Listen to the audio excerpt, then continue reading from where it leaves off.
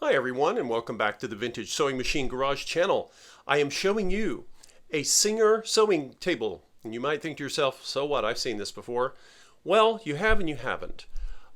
Sewing tables often lead rough lives. When they are first purchased, they are taken care of like the very expensive machines they held.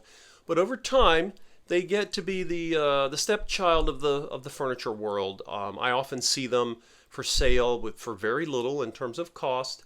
They just don't bring that high of a price. But I'm always impressed with not only how strong they were built, like a lot of furniture back in the day, but of course you had many different price points.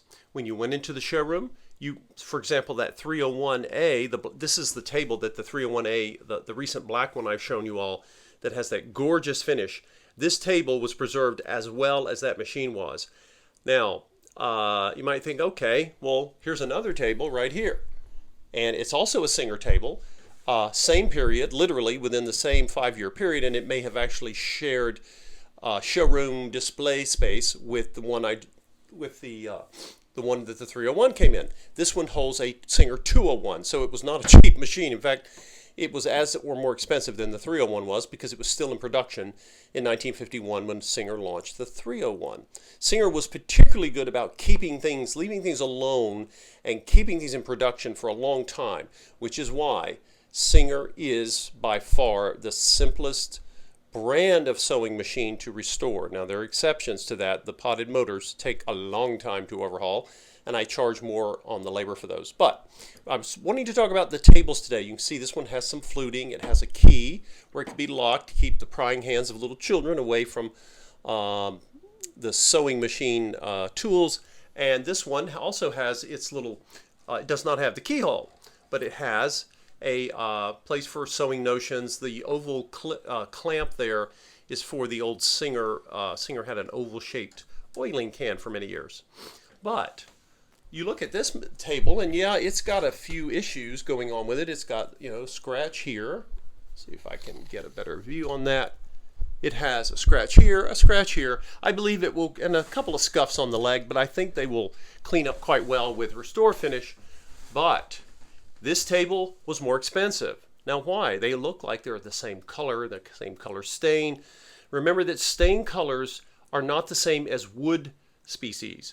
Very often people will look at something and they'll look at the color and they'll say, well, that must be cherry because it has a red tone, or mahogany because it has a deep reddish brown tone. But that's not always the case. You cannot judge it by that. In fact, they could even call something cherry colored. But this table, brand new, sold for more than this one did. But the question is why? And it had to do with the type of wood. Now, Singer had bigger tables that cost more, and they were offered in many different wood species as well. But when you got the Singer 301A, you got a very lovely carry case made of, it was lined with grass cloth. You've seen them perhaps. They're called trapezoid cases. That was what was included. And the machines were crazy expensive. And then, of course, the dealers say, well, would you like a table? Do you have a table to make sewing so much easier? And then, of course, you had a whole series of decisions to make there. Do I want a table? Which table design do I want? This would have been one of the smaller of the tables. You start at the starter tables, I guess you'd say.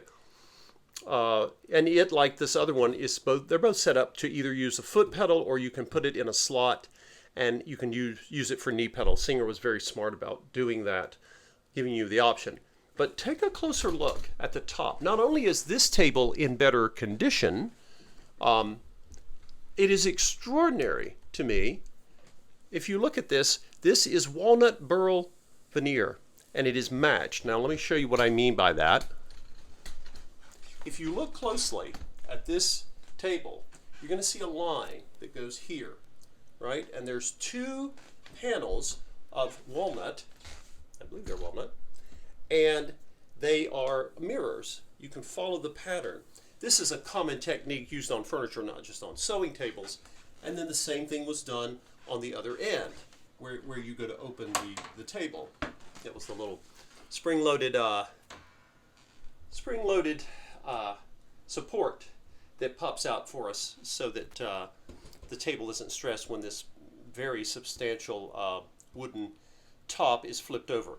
But look very closely. When light hits many veneers, and walnut is one of them, it is extraordinary. It's like looking at mother of pearl sometimes. And we have a cloudy day today, and I've got a flashlight on my head, so it's not really, the color is a bit more yellow than it actually shows that in the light. But I wanted you to see this to emphasize to you, take a look at your sewing table and appreciate it a little more. These tables were, not only because they were expensive, they were proprietary. If you wanted it to hold a Singer, you needed a Singer table. And this is again why the Japanese copied that dimension so that they could get the business. And you'll find very often Japanese clones, and a few of the European machines as well, copied the Singer dimensions. And you'll find them installed in Singer tables because maybe someone gave their Singer machine to, oh, I don't know, a child or a grandchild, but they still needed to sew and they wanted the new machine, but they didn't want to have to buy a new sewing table.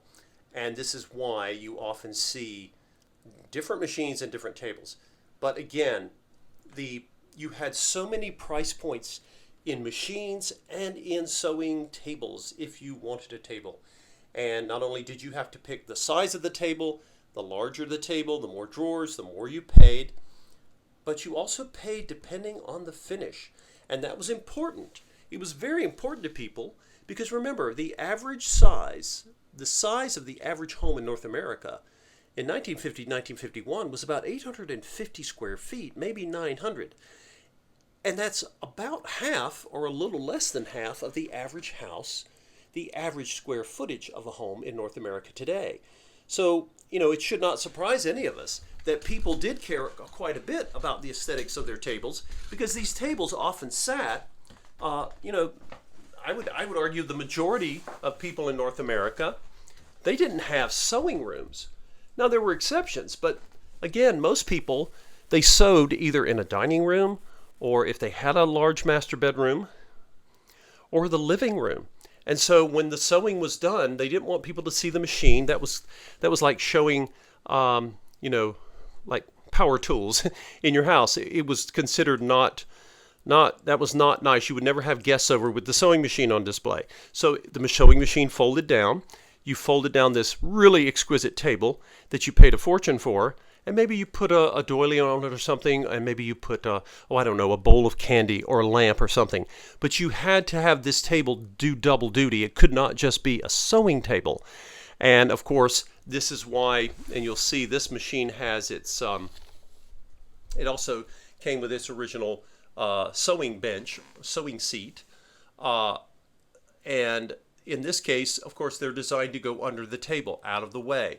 But the whole point of this was to camouflage so that your sewing table added to the decor of your home based on the design standards and norms of the time.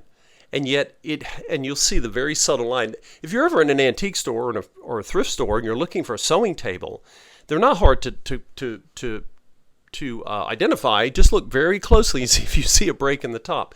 Most of the time, there are exceptions. But this is something I wanted you to see. A lot of people just don't appreciate sewing tables. And I'm willing to bet that for some of you, some of the furniture in your home is actually lower in quality, I know it's true in my own, than these sewing tables. These sewing tables they have to be one of the most underappreciated types of furniture I have ever seen. Because I dealt with them, I've gone inside them and seen the construction. Vintage sewing machines are as heavy as bowling balls, and these tables do not miss a beat. They hold them, they're very sturdy, and they're very strong, just like the machines that they were designed for. Anyway, I appreciate all of you watching, and just wanted to share this with you. This table is almost perfect, and that rarely happens, but whoever owned that black 301A that's so gorgeous, they took just as good care of the table as they did the machine. The only thing that this table will need is I'm going to use a little bit of the Restore finish here, and the reason is I can tell that this side of the table faced a window, and it just had some ultraviolet light exposure, and part of the lacquer, I believe they may have used the Japanning shellac process on the machines, but the tables were often stained and then spray lacquered in the Singer had their own cabinet division that made their tables, and I believe that over time the UV light has basically just broken down and faded a little bit. But I think Restore Finish will bring everything back looking gorgeous. But the fact that someone maintained this table, there's no chips, there's no damage to the veneer at all, is exciting to me. And it reminds me of a table. I think I have a video on a 1942 Kenmore rotary, and that's the one that I rescued out of a barn surrounded by bales of hay and goats. True story. And it was covered in dirt and filth and grass and old paint. Once I got all of that off, there was veneer like this, and the light danced on it. It was one of the most beautiful pieces of furniture I've ever seen, and nobody cared about it. It's just an old sewing table. So respect your sewing tables, folks. Some of them I know have had a hard life, but they were crazy expensive, and as you can see, they were beautiful. And you can always look at having yours refinished if you don't want to do it yourself. But again, there are so many things about consumer products in the past that just humble me when I see how they were made and what our ancestors paid for them. They were willing to pay for quality, and they often had to pay. I appreciate all of you watching, and stay tuned. I'm going to be diving into the Singer 301 black shiny model that I just got. And if you haven't subscribed, feel free to subscribe to my channel. It is free, and you can even click the bell symbol there, and it'll tell you when a new video is about to post. Thanks for watching.